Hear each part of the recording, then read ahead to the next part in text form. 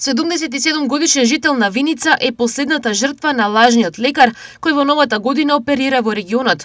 Во телефонско јавување за само една минута, тој возрастниот виниченец успеал да извлече 7000 евра. Според пријавата, измамникот го известил оштетениот дека неговата ќерка наводно е хоспитализирана поради скршеница на нога и дека е потребна итна операција со вградување шипки. По договор, пензионерот во неколку наврати ги однел парите на договорено место. Стои во соопштението на Министерството за внатрешни работи.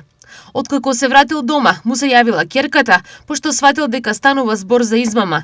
Полицијата презема мерки за пронаоѓање на сторителот и целосно расчистување на случајот.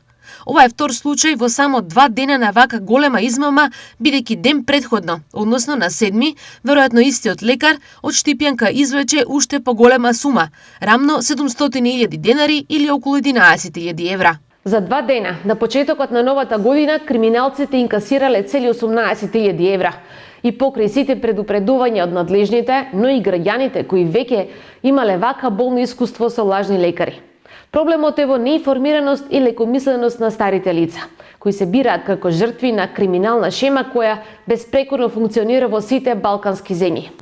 Апелот е повторна проверка по секоја цена откако ќе добиете вест за несреќа на најблиски или нешто сомнително.